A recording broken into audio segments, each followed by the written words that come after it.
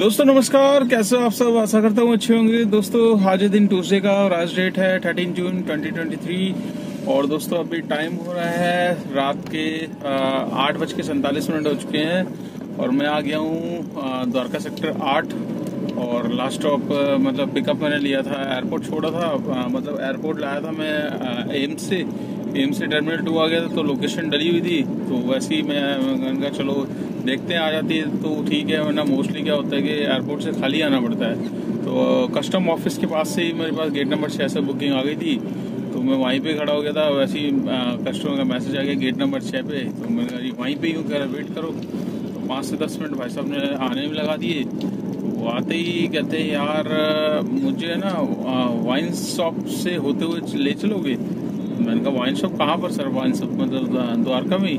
कह रहे नहीं द्वारका में नहीं, इधर से एम्बियंस मॉल की तरफ से मतलब आप चल लो गुड़गांव वाले। अरे मैंने कहा सर एम्बियंस मॉल कहाँ आप जा रहे हो? मैंने कहा द्वारका कहाँ है? मैंने कहा एम्बियंस मॉल जाने में ही आपको 1 घंटा लग जाएगा। मैंने कहा फिर कह रहे यहाँ के वाइन शॉप थोड़े से पसंद नहीं है मुझे। तो मैंने कहा सर देखिए अगर आपको स्पेशली वहाँ जाना है तो आप फिर कोई और कैब कर लीजिए, मेरे को निकलना है द्वारका साइड। कह रहे फिर वसंत कुंज ले चलो। मैंने कहा सर देखिए मेरे को हो रहा है लेट। मैं कहा ना मैं वसंत कुंज जाऊँगा ना मैं जाऊँगा इधर गुड़गांव। तो आपको द्वारका साइड से लेना है तो द्वारका साइड से आप ले लेना, बाकी कोई दिक्कत नहीं है, ठीक है। तो कह रहे चलो कोई नहीं। तो फिर मतलब ऐसे बंदे होते हैं दोस्तों, मतलब पीना है तो कहीं भी पहुंच जाओ पीने के लिए। तो गुड़गांव उनको पता नहीं है कि गुड़गांव का कितना हाल खराब है, कि गुड़गांव में इस टाइम चले जाओ तो एक घंटे से कम जाम नहीं मिलेगा और जहां आप जाओगे फिर वापस आओगे एम सिटी के पास में तो वहां से अलग दिक्कत होने वाली है। तो उसको मैंने मना किया है। फिर उसके बाद भी बंदे का मतलब कहते ना उम्मीद थी उनको कि मतलब यही था। फिर कहते यार इधर रामफल चौक के पास से है ना मार्बल मार्केट है सेक्टर 22 की तरफ, तो उस तरफ आप ले चलोगे, मैं ऐड कर देता हूँ। अब मैंने सोचा, मैंने कहा यार इसको मतलब अब मैं 2 बार मना कर चुका हूँ, तीसरी बार मैं मना करूंगा बेकार में। देखिए फीडबैक इनके हाथ में होता है, कोई भी नेगेटिव पता नहीं कौन सा। अब पीने वाले को अगर पीने को ना मिले तो फिर उसका माथा तो खनकेगा ही। तो मैंने कहा यार बेकार में मैं भी घर जा रहा हूँ। घर जाते जाते पता लगा परसों के 2 दिन पहले ही एक नोटिफिकेशन आया था ओला में, पता लगा अब ऊबर में भी आ जाए। तो मैंने कहा ठीक है सर आप ऐड कर दो, आपको मैं मतलब वहाँ पे मैंने कहा टाइम तो नहीं लगेगा। कह रहा आपका बिल्कुल टाइम वेस्ट नहीं करूँगा। अब भाई साहब ने वहीं से खरीदा और खरीद के फिर अपना वहीं पे 2 मिनट लगे उनको, 2 मिनट में अपना खींच गए वो। सही है भाई। मैं तो फटाफट उनको बैठाया। मैं अपना 5 मुश्किल से 8 मिनट का रास्ता था उनका, 2-2.5 किलोमीटर का घर का। तो फटाफट उनको छोड़ के मैंने कहा यार अब अगर मैं इस मना कर देता तो फिर पता नहीं कौन सा बंदा किस मूड में होता है। तो ऐसे बंदे भी मिल जाते हैं, मतलब अब दूसरों का टाइम नहीं है। अब ये नहीं सोचते कि यार उस बंदे ने गो टू होम की लोकेशन लगा रखी है, ठीक है, गो होम डेस्टिनेशन की लोकेशन आ रही है, वो क्यों जाएगा गुड़गांव साइड या क्यों एम्बियंस मॉल की तरफ जाएगा? आपके पास टाइम है, दूसरे के पास टाइम नहीं है यार। तो ये चीज़ मैं तो रिक्वेस्ट है हर सवारी से भी आप भी समझा करो दोस्तों। मतलब काफ़ी राइडर्स ऐसे मिल जाते हैं तो टाइम की वैल्यू नहीं समझते कि दूसरे के पास टाइम मतलब कितना इम्पोर्टेंट है, कि कैब वाला अगर यही टाइम बचाएगा तो वो एक राइड एक्स्ट्रा कर सकता है। तो फिलहाल तो मुझे घर जाना था तो इसलिए मैंने कहा मूड खराब ना हो, ना इनका खराब हो ना अपना खराब हो, इसलिए उनकी भी जो रिक्वायरमेंट थी वो पूरी कर दी और अपन भी अब घर की तरफ चल देते हैं। तो दोस्तों आज मैं मॉर्निंग में निकला था, मॉर्निंग में तो नहीं, आज मैं मतलब लेट हो गया था एक्चुअली। थोड़ी सी क्या है कि बेटी की तबीयत ठीक नहीं लग रही थी रात में, तो उसने पूरी रात सोने नहीं दिया। तो फिर मतलब नींद पूरी हुई नहीं, तो मैंने सोचा अगर दवाई इसको दे दी थी मैंने, सुबह तक अगर नहीं होता था फिर डॉक्टर के पास लेके जाता हूँ। क्या है वो खांसी वगैरह हो रखी थी उसको ज़्यादा। तो फिलहाल तो मतलब ठीक थी। फिर मैंने सोचा अब मैं लेट निकला हूँ तो फिर जो नोएडा वाली ट्रिप है उनको ही लेकर चलना बेस्ट रहेगा, क्योंकि नोएडा में क्या है कि 600 रुपये तो आ ही जाते हैं। तो फिलहाल मंडे टू फ्राइडे तक मैडम जाती है, उन्होंने बोल रखा है फ्राइडे तक आपको चलना है। तो मैंने कहा चलिए ठीक है। तो पहली ट्रिप दोस्तों नोएडा छोड़ा मैंने। नोएडा से फिर हमारे मित्र मिल गए थे राजीव जी, खुड़ा कॉलोनी में रहते हैं। तो हमारे श्याम बाबा के भक्त हैं वो भी। तो उनसे आज मुलाकात हुई, काफ़ी अच्छा लगा उनसे मिल के। वैसे तो फ़ोन पे होती रहती है, आज वैसे ही फेस टू फेस मिल लिए थे। तो वहीं पे कैलाश हॉस्पिटल की तरफ है, वहीं हमने मतलब बैठे, वहीं थोड़ी देर मुश्किल से 20-25 मिनट हम बैठे थे। फिर उसके बाद उनके बाद राइड आ गई थी, फिर वो अपने निकल गए, मैं अपना निकल गया। मेरे पास राइड आई बहुत लेट, और लेट इतना आई कि मतलब आज चक्कर ये लगा लो दोस्तों, आज पूरा दिन मेरा नोएडा गाजियाबाद में बीता है। ठीक है, नोएडा गाजियाबाद में ही आज मैंने कम से कम टोल में 500 रुपये तक का टोल निकाल लिया। तो मैंने कहा चलो यार काम करना है, देखो वैसे ही लेट निकला था, तो मैंने कहा लेट निकल के कोई फायदा तो होना नहीं है। अब इसी में टोल में जो लॉस है वो इसमें कवर अप कर लेता हूँ। तो मैं मतलब यहाँ से मतलब पहले इधर की मिल गई थी मेरे को, क्या कहते हैं आपका ये गाजियाबाद साइड की, मतलब साहिबाबाद की मिल गई थी। तो उसमें डबल टोल मिल गया। डबल टोल के बाद फिर मेरे को वहीं से सीमापुरी के, वहीं से मतलब वहाँ की क्रॉसिंग रिपब्लिक की मिल गई। क्रॉसिंग रिपब्लिक छोड़ा, उसमें टोल मतलब मिला नहीं। तो अंदर से गाजियाबाद टू गाजियाबाद था, मतलब यूपी टू यूपी। उसके बाद फिर वहाँ से क्रॉसिंग रिपब्लिक छोड़ा। क्रॉसिंग रिपब्लिक से मेरे पास आ गई गाजीपुर गोल चक्कर की। तो गाजीपुर गोल चक्कर मैडम को जाना था, एक्चुअली उनकी कैब आने वाली थी, कॉल सेंटर की कैब थी। तो कहती भैया वो यूपी आती नहीं है कैब, तो वो उन्होंने वहीं पे बुलाया। तो वहाँ पर पहले गाजीपुर का लोकेशन डाला उन्होंने, फिर आनंद विहार का कर दिया। कह रही आनंद विहार छोड़ो मेरे को, मैं धूप में कहाँ खड़ी रहूँगी। फिर आनंद विहार छोड़ा उसको, आनंद विहार के बाद फिर मैं दोबारा यूपी के अंदर एंटर हो गया। तो दोस्तों आज मैं जैसे यूपी के अंदर वैशाली की तरफ गया, वैशाली से मेरे पास आ गई मोदी नगर की इंटरसिटी बुकिंग। अब समझ में नहीं आता, कभी मोदी नगर नॉर्मल उसमें देता है उबर गो में, कभी इंटरसिटी में देता है। तो ट्रिप आई, मैडम का फोन आया मेरे पास कि भैया आप मेट्रो पे खड़े हैं, आप आ जाओ। मैंने कहा जी देखो आपकी इंटरसिटी ट्रिप है, इसमें जो मतलब टोल वगैरह तो खैर कुछ लगना नहीं है। तो इनको नहीं मैं बोला था मैंने, तो मेरे पास आ गई थी वो, तो मैं पिकअप लेने चला गया। पिकअप लेती ही जैसे ही बैठने लगी तो 5 सवारी। तो मैंने कहा जी आप तो 5 जने हो। कहती नहीं भैया चल जाएगा, हम तो आते रहते हैं। मैंने कहा जी आपका चलता होगा, हमारा नहीं चलता। मैंने कहा यहाँ वैसी दिल्ली नंबर गाड़ी है, फटाक से रोकेंगे पुलिस वाले। मैंने कहा जी आप दूसरी गाड़ी बुक करो। तो मैंने छोड़ दी, उनको उतार दिया। उतारने का फिर दोबारा मेरे पास आ गई इंटरसिटी बुकिंग मेरठ। तो मेरठ की बुकिंग में फेयर दिखा रहा था 685 से 895 तक का फेयर दिखा रहा था। तो मैंने कहा चल एक्सेप्ट कर लेते हैं। मैंने कहा 3 बजे का टाइम है, मैं फटाफट छोड़ दूंगा। तो उनको मैंने फ़ोन किया। देखिए दोस्तों हमेशा ये होता है कि इंटरसिटी बुकिंग जब आती है तो जो कस्टमर है उसको आप फ़ोन करके बता दें कि जो भी टोल टैक्स स्टेट टैक्स है वो आपको फेयर से अलग देना होगा, और अलग ही एज पर पॉलिसी में यही लिखा हुआ है इंटरसिटी की।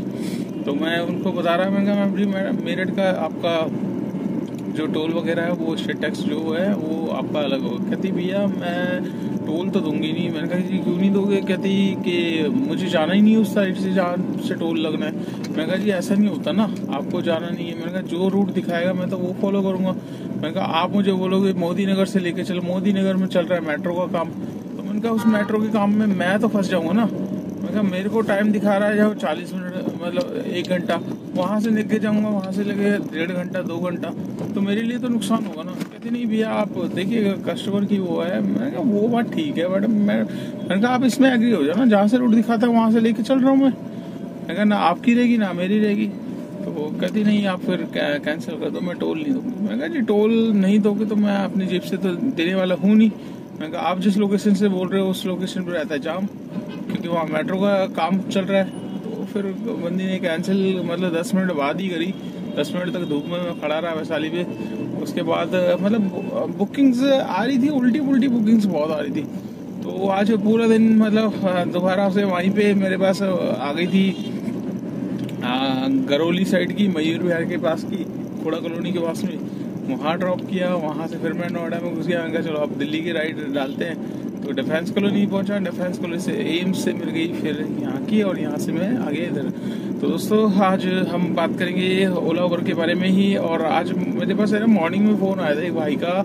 और देखिए दोस्तों जब आपको देखिए मैं हमेशा अपनी वीडियो में यही चीज़ मतलब और भाइयों को सचेत करके बताता हूँ। देखिए अच्छी बात है, कोई बंदा फ़ोन करके पूछ रहा है, तो मेरे से एक भाई ने फ़ोन करके पूछा था कि भैया मैं आर्टिका गाड़ी लेना चाहता हूँ, ठीक है। तो आर्टिका गाड़ी में मतलब ओला उबर के उसमें लगाने पे मतलब कोई फ़ायदा होगा? और तो मैंने उनसे फर्स्ट यही पूछा, देखो आर्टिका गाड़ी आप ले रहे हो तो आर्टिका गाड़ी लेने में आपने क्या सोचा, मतलब आर्टिका गाड़ी किस बेस पे ले रहे हो आप? सिर्फ ओला उबर के भरोसे लोगे तो मत लो।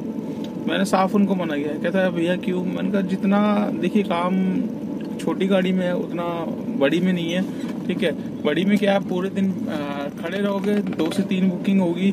हाँ ये हो सकता है कि आप जो छोटी गाड़ी पूरे दिन का कमाती है 2500-3000 का, उतना आप 2 ट्रिप में 3 ट्रिप में कर लोगे। पर फायदा क्या है, आप 7 सीटर लेके अपन 12-13 लाख की गाड़ी खरीदोगे, उसके बाद वही काम उसको छोटी गाड़ी में मिल रहा है।